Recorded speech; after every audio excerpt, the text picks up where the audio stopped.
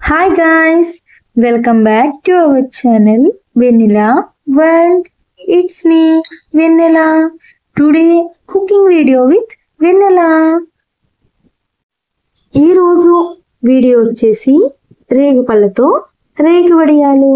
రేగుపళ్ళు అంటే అందరూ చాలా ఇష్టపడతాము. కనుక ఈ రేగుపళ్ళతో రేగు వడియాలని ఎలా తయారు చేసుకోవాలో అన్నది ఈ వీడియోలో చూద్దాం రండి. ఈ రేగిపళ్ళు వడియాలు పట్టుకోవడానికి మనకి ఎంత క్వాంటిటీలో కావాలో అంత క్వాంటిటీ రేగిపళ్ళను తీసుకోవాలి. మేమైతే కొంచెం రేగిపళ్ళను తీసుకున్నాము, అంటే 4 kgs రేగిపళ్ళను తీసుకున్నాము. ముందుగా ఈ రేగి వడియాలను పట్టుకోవడానికి 1 లేదా 2 సార్లు రేగిపళ్ళను కడిగి తర్వాత సాల్ట్ కానీ లేదా కల్లుప్పును కానీ వేసి ముందుగా కడిగిన రేగిపళ్ళను ఈ వాటర్లో వేసి ఒక 15 minutes పక్కన పెట్టుకోవాలి.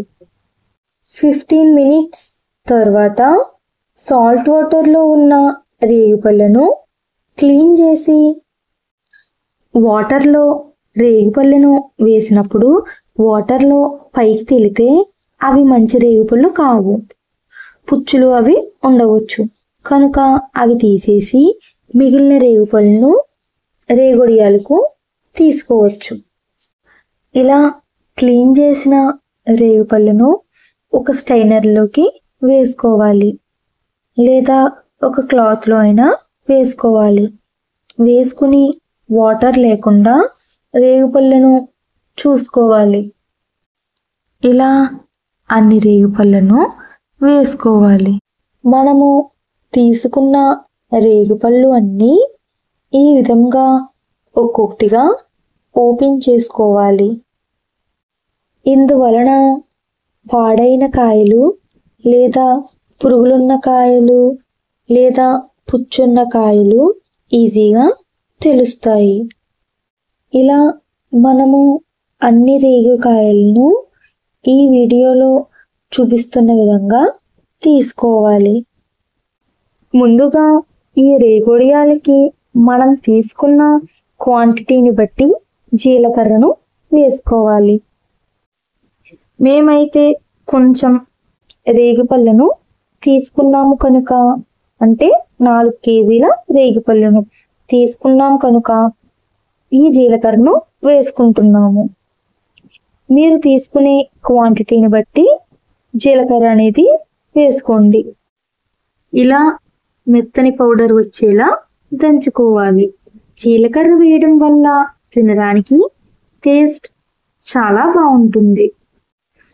జీలకర్రను దంచిన తర్వాత కల్లుప్పును లేదా సాల్ట్ను సరిపడినంత వేసుకోవాలి. కల్లుప్పు అయితే రేగొడియాలు టేస్ట్ బాగుంటాయి. కల్లుప్పు వేసుకున్న తర్వాత కల్లుప్పును మెత్తగా దంచుకోవాలి. కల్లుప్పు దొరకని వాళ్ళు సాల్ట్ని వేసుకోండి. కల్లుప్పు వేసుకుంటే మాత్రం ఇలా మెత్తగా వచ్చే వరకు దంచి ఈ జీలకర్రను అలాగే కల్లుప్పును కూడా దంచుకోవాలి.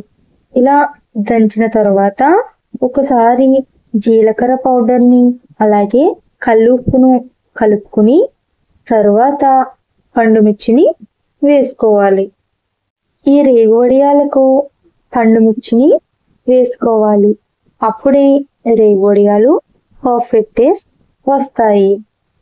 ఒక 250 grams పండుమిర్చిని వేసుకుని కచ్చా బిచ్చాగా దంచుకోవాలి. పండుమిర్చి లేని వాళ్ళు పచ్చిమిర్చిని వేసుకోండి, లేదా కారం వేసుకునే వాళ్ళు వేసుకోవచ్చు. బట్ పచ్చిమిర్చి మాత్రం ఈ రేగొడియాలకి ఫస్ట్ ప్రిఫర్ చేయండి. దానివల్లే రేగొడియాలు ఫ్లేవర్ బాగుంటుంది. ఇలా వేసుకుని పండుమిర్చిని రోట్లో వేసి దంచుకోండి. కచ్చా బిచ్చాక దంచుకోవాలి. ఇలా అన్ని పండుమిర్చిని కొంచెం కొంచెం కింద వేసుకుని దంచుకోవాలి. నేను చెప్తున్న మెజర్మెంట్స్ అన్ని 4 kgs రేగుపల్లికి చెప్తున్నాను. సో 4 kgs రేగుపల్లికి ఈ మెజర్మెంట్స్ పర్ఫెక్ట్ గా సరిపోతాయి. ఇలా పండు మిర్చిని ముక్కా చెక్కగా దంచుకున్న తర్వాత దీనిలోకి బెల్లంను వేసుకోవాలి. 4 kgs రేగుపల్లికి ఒక 3/4 బెల్లంను వేసుకుని దంచుకోవాలి. ఈ రేగుపల్లిని ఎక్కువ క్వాంటిటీలో లేదా తక్కువ క్వాంటిటీలో తీసుకుంటే దానికి తగినట్టు మెజర్మెంట్స్ లో వేసుకోవాలి. ఇలా బెల్లంను మెత్తగా వచ్చేలా దంచుకోవాలి. ఇలా కొంచెం కొంచెంగా బెల్లం వేసుకుని దంచుకుని తర్వాత ఒక ప్లేట్లోకి తీసుకుని కాయ నుంచి గింజలను వేరు చేసి కుమ్ముతారు. కొంచెం మంది నోరు కొట్టుకుంటుందని ఇలా కుమ్ముతారు. బట్ మనము గట్టిగా కాకుండా స్లోగా కొడితే గింజలు పగలకుండా ఉంటాయి. సో కాయల నుంచి గింజలు వేరు చేయ అవసరం లేదు. ఇలా రేగిపళ్ళన్నీ బాగున్నాయో లేదో అన్నది చూసుకుని అన్ని రేగిపళ్ళను ఈ వీడియోలో చూపిస్తున్న విధంగా తీసుకోవాలి.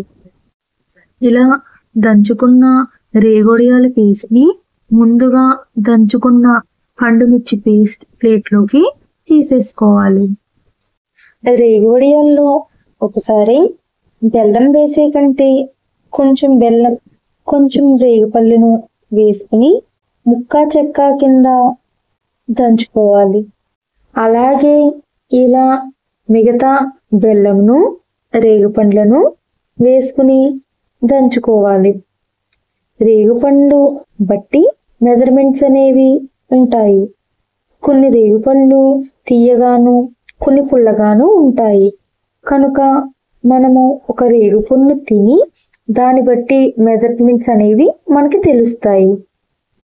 ఇలా దంచుకున్న రేగొడియాలు బెల్లం పేస్ట్ను ఒక ప్లేట్లోకి తీసుకోండి.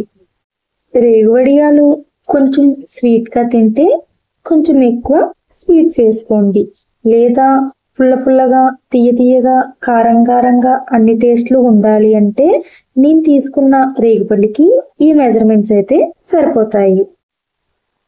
కుమ్మిన పేస్ట్ అంతా ఒక ప్లేట్లోకి వేసుకుని జీలకర్ర, ఉప్పు, రేగిపళ్ళు అలాగే బెల్లంను అంతా కలిసేలాగా కలుపుకోవాలి.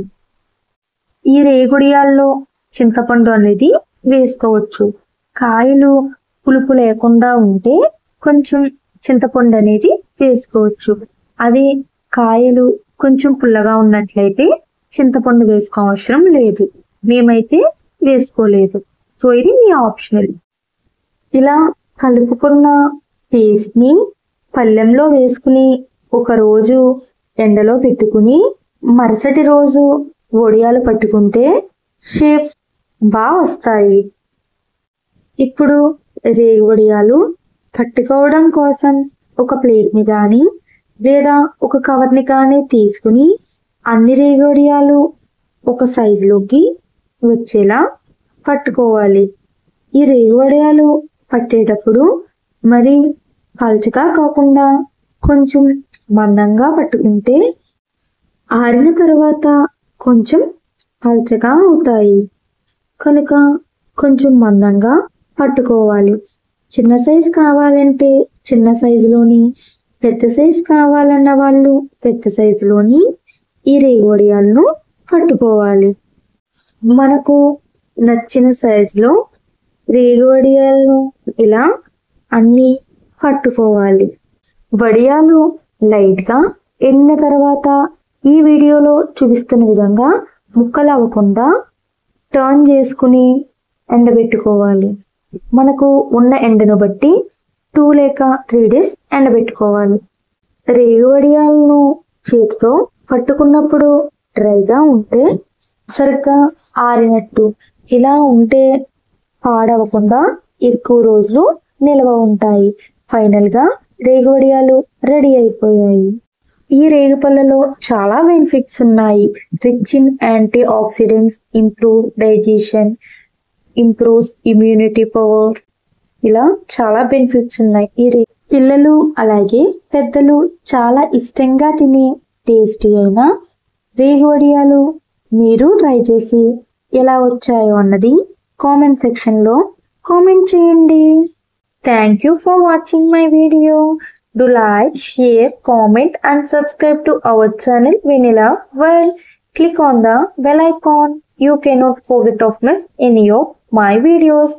I will come with a new video very soon. Bye bye.